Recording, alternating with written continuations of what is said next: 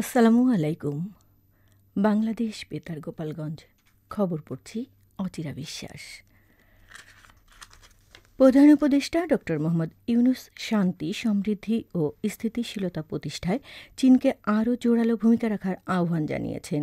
তিনি গতকাল বেইজিংয়ের Great Hall of the People এ চীনের প্রেসিডেন্ট শি জিনপিংয়ের সাথে বৈঠকে এই আহ্বান জানান। বৈঠকে উভয় নেতা দ্বিপক্ষীয় স্বার্থ সংশ্লিষ্ট বিষয় নিয়ে আলোচনা করেন। বাংলাদেশের জুলাইয়ে গণ অভ্যুত্থানের কথা উল্লেখ করে প্রধান উপদেষ্টা বলেন, এই অভ্যুত্থান নতুন বাংলাদেশ গঠনের পথ সুগম করেছে। চীনের সাথে তার দীর্ঘ সম্পর্কের কথা স্মরণ করে মোহাম্মদ ইউনুস বলেন, তিনি সেখানে গ্রামীণ ব্যাংক ও সামাজিক ব্যবসা প্রচলনের সাথে যুক্ত ছিলেন। বৈঠককালে প্রধান উপদেষ্টা রোহিঙ্গা সংকট নিয়ে আলোচনা করেন এবং মিয়ানমারের রোহিঙ্গাদের নিরাপদ ও সম্মানজনক প্রত্যাবর্তনের চীনের শক্তিশালী ভূমিকা রাখার আহ্বান জানান। বৈঠক শেষে প্রধান উপদেষ্টা প্রেস সচিব শফিকুল আলম সাংবাদিকদের জানান, বাংলাদেশে চীনা বিনিয়োগ ও চীনা উৎপাদন প্রতিষ্ঠান স্থাপনে সে দেশের উদ্যোক্তাদের উৎসাহিত করবেন বলে আশ্বাস দিয়েছেন চীনের প্রেসিডেন্ট শি জিনপিং। শত শত বিস্তৃত নদী ও পানি ব্যবস্থাপনা পরিচালনার জন্য চীন থেকে ৫০ বছরের মাস্টার প্ল্যান চেয়েছেন প্রধান উপদেষ্টা অধ্যাপক ড. মোহাম্মদ ইউনুস। গতকাল বেইজিংয়ে রাষ্ট্রীয় অতিথি ভবনে চীনের পানি সম্পদ মন্ত্রী লি গুইয়েংয়ের সঙ্গে বৈঠকে তিনি এ আহ্বান জানান।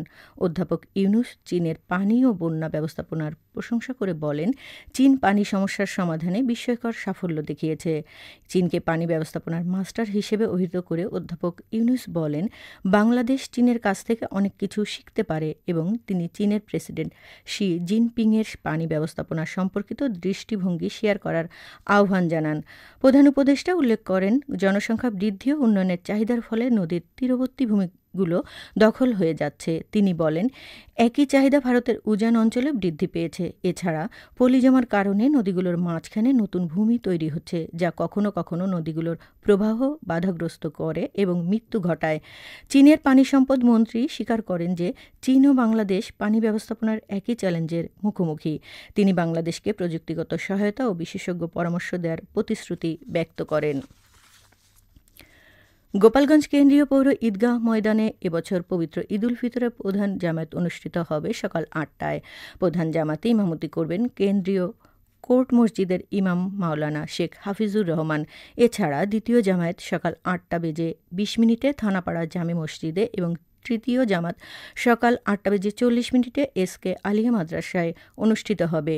অন্যদিকে আবহাওয়া প্রতিকূলে থাকলে প্রধান জামাত সকাল ৮টায় গোপালগঞ্জ কোর্ট মসজিদ এবং কেন্দ্রীয় মডেল মসজিদে অনুষ্ঠিত হবে। এছাড়া ৮:৩০ থেকে ৯টায় অন্যান্য মসজিদে ঈদের জামায়াত অনুষ্ঠিত হবে। গোপালগঞ্জের শেষ মুহূর্তে ঈদের কেনাকাটায় ব্যস্ত জেলাবাসী। এখন মূলত লোকজন তৈরি পোশাক, সাজগোজের কসমেটিক সহ নানা পণ্যের দিকে ঝুঁকছে। অনেকেই তৈরি পোশাকের সাথে মিলিয়ে নানা ইমিটেশন পণ্য কিনতে এক দোকান থেকে অন্য দোকানে ছুটছেন, আবার অনেকেই নিত্য প্রয়োজনীয় বাজার করতে ব্যস্ত হয়ে পড়েছেন। এদিকে মাদারীপুরের শেষ সময়ে জমে উঠেছে ঈদের বাজার। জেলার বিভিন্ন বাজার ও বিপণী বিতানে ক্রেতাদের ভিড় লক্ষণীয়। শহরের পুরান বাজার, ডিসির ব্রিজ এবং চৌরাস্তা এলাকায় দোকানপাটে ভিড় বেড়েছে। স্থানীয় আগত ক্রেতারা ঈদের নতুন পোশাক, জুতা, প্রসাধনী, খাবার ও অন্যান্য সামগ্রী কিনতে ব্যস্ত সময় পার করছেন। বিভিন্ন দোকানে ঈদের বিশেষ ডিসকাউন্ট অফার থাকায় ক্রেতারা আকর্ষিত হচ্ছেন।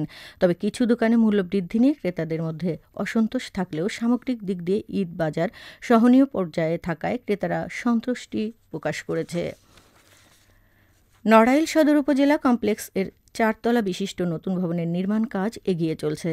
প্রকল্পের কাজ ইতোমধ্যে ৯৮% সম্পূর্ণ হয়েছে। বাকি কাজ আগামী মে মাসের মধ্যে সম্পূর্ণ হবে বলে আশা করা হচ্ছে। স্থানীয় সরকার বিভাগ ৬,৪১,০০,০০০ টাকা ব্যয়ে 4তলা বিশিষ্ট এ ভবনের নির্মাণ কাজ বাস্তবায়ন করছে।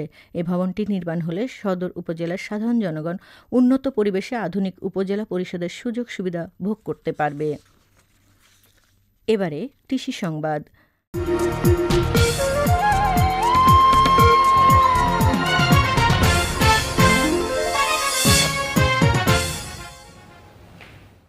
চলতি মৌসুমে ফরিদপুর জেলায় 6 লাখ মেট্রিক টন পেঁয়াজ উৎপাদনের লক্ষ্যমাত্রা নির্ধারণ করা হয়।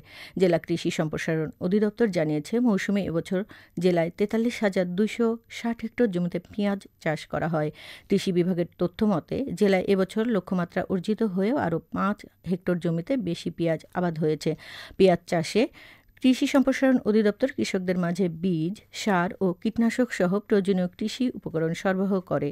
এছাড়া বাংলাদেশ কৃষি ব্যাংক সহ অন্যান্য বাণিজ্যিক ব্যাংক কৃষকদের মধ্যে কৃষি ঋণ বিতরণ করেন। জানিয়ে দিচ্ছে আজকের ইফতার ও সাহরির সময়সূচি। গোপালগঞ্জ ও এর পার্শ্ববর্তী এলাকায় আজ ইফতার সন্ধ্যে ৬টা বেজে ১৮ মিনিটে এবং আগামীকাল সাহরির শেষ সময় ভোর ৪টা বেজে ৩৬ মিনিটে।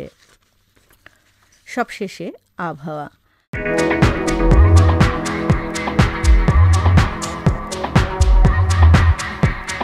আজ বেলা ১টা পর্যন্ত আবহাওয়ার পূর্বাভাসে বলা হয়েছে, দেশের অভ্যন্তরীণ নদীবন্দর সমূহের জন্য কোনো সতর্কবার্তা নেই এবং কোনো সংকেতও দেখাতে হবে না।